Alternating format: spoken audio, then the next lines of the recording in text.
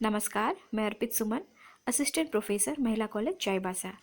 आज मैं BEd semester 2 के छात्रों के लिए जो टॉपिक लेकर आई हूँ वह पेपर 3 के यूनिट 4 से है और टॉपिक है मोड्स ऑफ टीचिंग लर्निंग, जिसके अंतर्गत हम देखेंगे डिस्टेंस मोड यानी कि दूरस्थ या दूरवर्ती शिक्षा।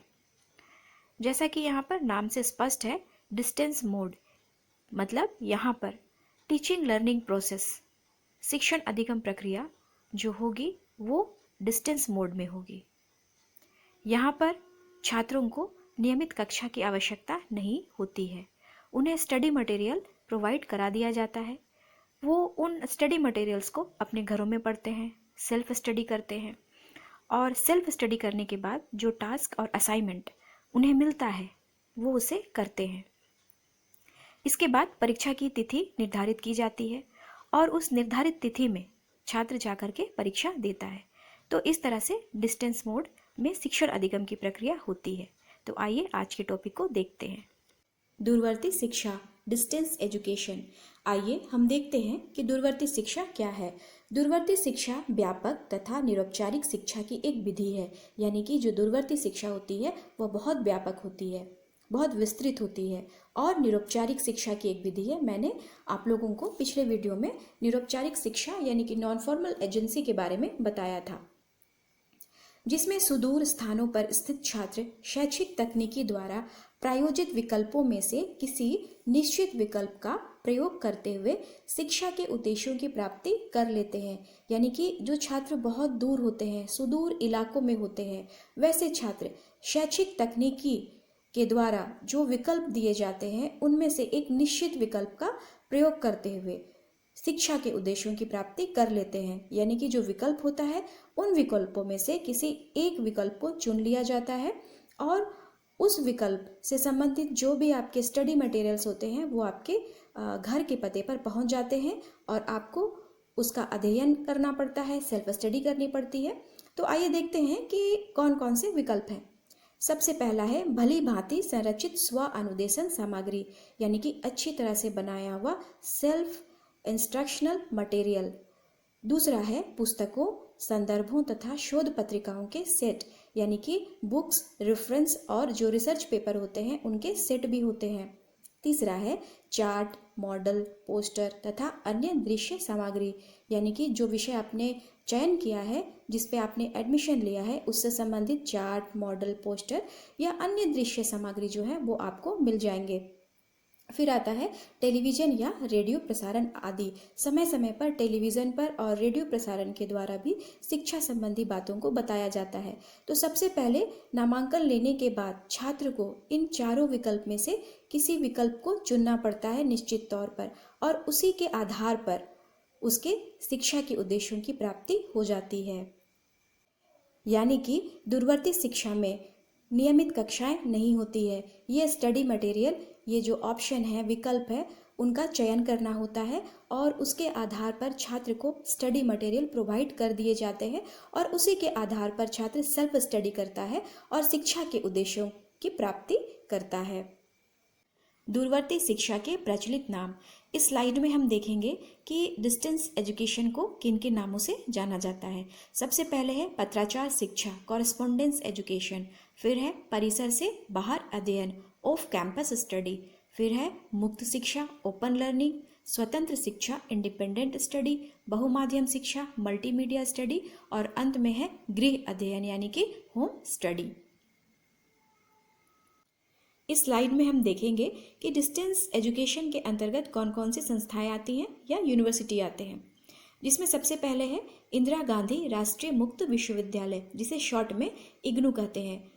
आई for Indira, G for Gandhi, N stand for national, O for open and U for university.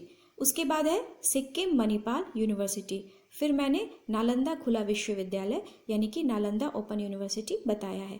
Bharat में बहुत सारे ओपन यूनिवर्सिटी हैं और उनमें से सबसे पहला स्थान जो है वह इग्नू रखता है। इसकी जानकारी आपको होनी चाहिए।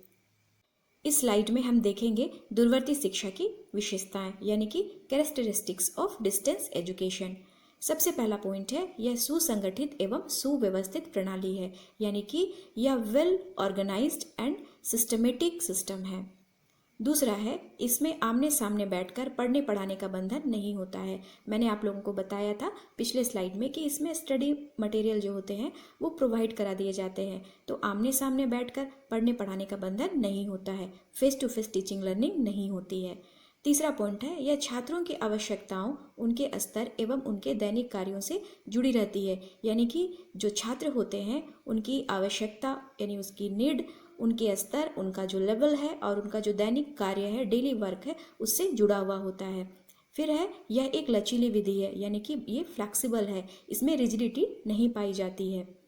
फिर है, इसके द्वारा छात्र अपनी इच्छा अनुसार समय लगाकर अपनी योग्यता एवं गति से सीखते हैं तथा इसमें सभी आयु के लोग शिक्षित होते हैं। यानी कि इसमें कोई एज बार नहीं होता, सभी आयु के लोग सीखते हैं। इसमें कहा गया है कि इसमें छात्र अपनी इच्छा अनुसार समय लगाकर अपनी गति और योग्यता से सीखते हैं। यानी कि जिसमें जो योग्यता होती है उसे स्पीड से सीखते हैं, जो तेज होता है वो तेजी से सीखता है और जो कमजोर होता है या मध्यम होता है वो अपनी गति से इसमें सीखता है। दूरवर्ती शिक्षा के उद्देश्य, ऑब्जेक्टिव ऑफ डिस्टेंस एजुकेशन, जिसमें सबसे पहला पॉइंट है, ऐसे लोगों के लिए शिक्षा के अवसर पुनः प्रदान करना जो किन्हीं कारणों से अपने जीवन में शिक्षा को पूरा नहीं कर पाए। यानी कि बहुत सारे लोग ऐसे होते हैं जो अपने व्यक्तिगत या आर्थिक कारण से बीच में अपनी पढ़ाई को छोड़ देते हैं, अपने जीवन में शिक्षा को पूरा नहीं कर पाते हैं। तो ऐसी परिस्थिति में ऐसे लोगों के लिए शिक्षा के अवसर फिर से प्रदान करना, पुनः प्रदान करना जो है वह दूरवर्ती शिक्षा का उद्देश्य है। दूसरा पॉइंट है, संविधान में वर्णित सभी को शिक्षा के समान अवसर सिद्धांत को बढ़ावा देना। संविधान में यह वर्णित किया गया है कि सभी को शिक्षा के समान अवसर होने चाहिए, तो इस सिद्धांत को बढ़ावा देना भी दूरवर्ती शिक्षा का उद्देश्य है। उसके बाद तीसरा पॉइंट है, विभिन्न कार्यों में लगे व्यक्तियों एवं गृहिणियों को उनकी आवश्यकता अनुसार शिक्षा प्राप्त करने का अवसर प्रदान करना। यानी कि जो कार्यरत हैं, जो जॉब कर रहे हैं और जो गृहिणियाँ हैं, हाउसवाइफ, जिसे आज होम मेकर भी कहा जाता है, उनको उनकी आवश्यकता के अनुसार शिक्षा प्राप्त करने का अवसर प्रदान करना भी जो है वह दूरवर्ती शिक्षा का उद्देश्य के अंतर्गत आता है। आवश्यकता एवं महत्व, नीड एंड इम्पोर्टेंस। इस स्लाइड में हम देखेंगे कि दूरवर्ती शिक्षा की आवश्यकता और महत्व क्या है। ऐसे लोग जो दूर दराज के गाँव में रहते हैं, जहाँ शैक्षिक सुविधाओं का अभाव है, वहाँ दूरवर्ती शिक्षा की ज्योति फैलाने में एक शक्तिशाली साधन है। यानी कि हम ये जानते हैं और हमेशा से मैं बोलती आई हूँ कि भारत गाँव का देश है और यहाँ आधी से अधिक आबादी गाँव में रहती है। यानी कि दूर दराज के गाँव यहाँ बहुत है, रिमोट एरियाज़ हैं जहाँ पर शैक्षिक सुविधाओं का अभाव है। तो जो दूरवर्ती शिक्षा है, डिस्टेंस एजुकेशन है, वहाँ पर उन स्थानों पर शिक्षा की ज्योति फैलाने में एक शक्तिशाली साधन है। दूसरा है, दूरवर्ती शिक्षा ऐसे लोगों के लिए भी वरदान है जो अपनी शिक्षा को आगे जारी रखने के लिए अन्यत्र जाने में असमर्थ हैं। यानी कि दूरवर्ती शिक्षा उन लोगों के लिए भी वरदान है जो अपने हायर एजुकेशन को या फिर अपने वोकेशनल एजुकेशन या प्रोफेशनल एजुकेशन को करने के लिए बाहर नहीं जा सकते हैं, दूसरे राज्य नहीं जा सकते हैं। तो उनके लिए भी दूरवर्ती शिक्षा एक वरदान के रूप में है, क्योंकि दूरवर्ती शिक्षा में बहुत सारे ऐसे कोर्स चलाए जाते हैं जो बड़े बड़े विश्वविद्यालय में या सेंट्रल यूनिवर्सिटीज़ में चलाए जाते हैं। तो उनके लिए बहुत ही महत्वपूर्ण है जो बाहर जा कर के अपनी पढ़ाई को नहीं कर पाते हैं। उसके बाद है, दूरवर्ती शिक्षा उन लोगों के लिए भी एक उत्तम साधन है जो किसी कारणवश जीविकोपार्जन के लिए नौकरी में लग जाते हैं। बहुत सारे लोगों के साथ ऐसा होता है कि उनकी आर्थिक स्थिति बहुत अच्छी नहीं होती है, तो उन्हें नौकरी करना ज़्यादा ज़रूरी होता है पढ़ाई करने से। उनकी इच्छा पढ़ाई करने के लिए होती तो है, परंतु पैसे भी बहुत महत्वपूर्ण होते हैं, तो इस दृष्टि से वो नौकरी करने लग जाते हैं और पढ़ाई नहीं कर पाते हैं। तो उनके लिए भी जो है यह एक उत्तम साधन के रूप में है। दूरवर्ती शिक्षा के आवश्यकता और महत्व के क्रम को आगे बढ़ाते हुए इस स्लाइड में हम देखेंगे कि यह निरक्षर किसानों, मजदूरों, गृहिणियों तथा विकलांग व्यक्तियों आदि के लिए भी महत्वपूर्ण है। यानी कि जो किसान निरक्षर हैं, मजदूर हैं, गृहिणी और जो विकलांग व्यक्ति हैं, उनके लिए भी ये बहुत महत्वपूर्ण है। फिर आगे है, यह उनके लिए भी महत्वपूर्ण है जिन्हें ज्ञान के उन्नयन के लिए कुछ अतिरिक्त शैक्षिक कोर्स की आवश्यकता हो। यानी कि ऐसे व्यक्ति जो अपने ज्ञान में वृद्धि करना चाहते हैं और कुछ अतिरिक्त कोर्स करना चाहते हैं, कुछ एक्स्ट्रा कोर्स करना चाहते हैं, तो वो भी कर सकते हैं। तो ये उनके लिए भी महत्वपूर्ण है। आगे है, यह शिक्षार्थियों में स्व अध्ययन की प्रवृत्ति विकसित करती है। मैंने आप लोगों को बताया था कि इसमें जो है स्टडी मटेरियल आते हैं जिसे प्रत्येक छात्र को घर में पढ़ना होता है, यानी कि सेल्फ स्टडी की प्रवृत्ति विकसित होती है, स्व अध्ययन की प्रकृति विकसित होती है। लाभार्थी बेनिफिशियरी, यानी कि दूरवर्ती शिक्षा का लाभ कौन कौन उठा सकते हैं, और इसके बारे में मैं शुरू से आप लोगों को बताती चली आ रही हूँ, लेकिन मैंने इसे एक अलग से स्लाइड में भी बना लिया है। तो आइए देखते हैं। सबसे पहले है सभी आयु के लोग, पीपल फॉर ऑल एजेस। दूसरा है विद्यार्थी यानी कि स्टूडेंट्स। फिर है गृहिणी, हाउसवाइफ, जिसे मैं होम मेकर कह रही हूँ। फिर है श्रमिक यानी कि जो लेबर्स हैं। शिक्षित, बेरोजगार, एजुकेटेड, अनएम्प्लॉयड, व्यावसायिक वर्ग यानी कि प्रोफेशनल। तो यहाँ पर इस स्लाइड को देखने से स्पष्ट होता है कि प्रत्येक व्यक्ति जो है वो दूरवर्ती शिक्षा का लाभ उठा सकते हैं। योगदान, कंट्रीब्यूशन, यानी कि दूरवर्ती शिक्षा का समाज के लिए क्या योगदान है। इसमें सबसे पहला पॉइंट है प्रौढ़ असाक्षरता का उन्मूलन। बहुत सारे बच्चे ऐसे होते हैं जो पढ़ नहीं पाते हैं और धीरे धीरे उनकी उम्र जो है बढ़ती चली जाती है, वो प्रौढ़ हो जाते हैं, एडल्ट हो जाते हैं। तो ऐसी स्थिति में भी दूरवर्ती शिक्षा उन्हें शिक्षा का एक अवसर प्रदान करती है, जिससे प्रौढ़ असाक्षरता का उन्मूलन होता है। दूसरा पॉइंट है औपचारिक शिक्षा की कमियों को दूर करना, यानी कि फॉर्मल एजुकेशन की जो भी कमी है उसको दूर करना जो है वो दूरवर्ती शिक्षा के द्वारा होता है। फिर है शिक्षार्थियों को शिक्षा के साथ साथ कमाने की सुविधाएं। बहुत सारे लोग ऐसे होते हैं जो अपनी आर्थिक परिस्थिति के कारण से अपनी शिक्षा को जारी नहीं रख पाते हैं और बीच में ही अपनी पढ़ाई को छोड़ देते हैं। तो ऐसे शिक्षार्थियों के लिए जो है दूरवर्ती शिक्षा एक अवसर प्रदान करती है कि वो कमाई के साथ साथ, नौकरी के साथ साथ शिक्षा को ग्रहण कर सके।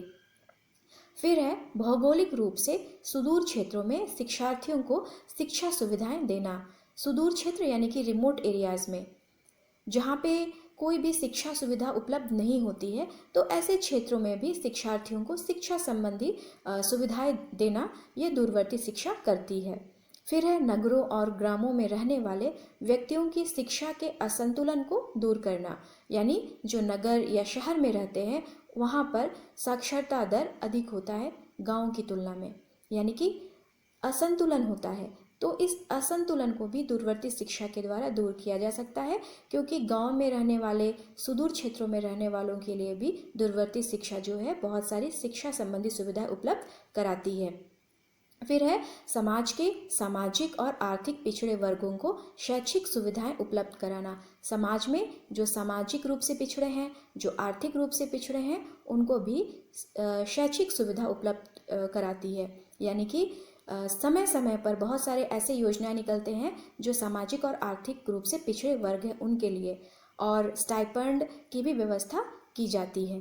तो इस तरह से हम लोगों ने देखा कि दूरवर्ती शिक्षा का समाज में बहुत बड़ा योगदान है। तो आज के लिए मैं आप लोगों को इतना ही बताना चाहूँगी। मुझे उम्मीद है कि आप लोगों को समझ में आ गया होगा। तो अब मैं इजाज़त चाहूँगी। थैंक यू, धन्यवाद।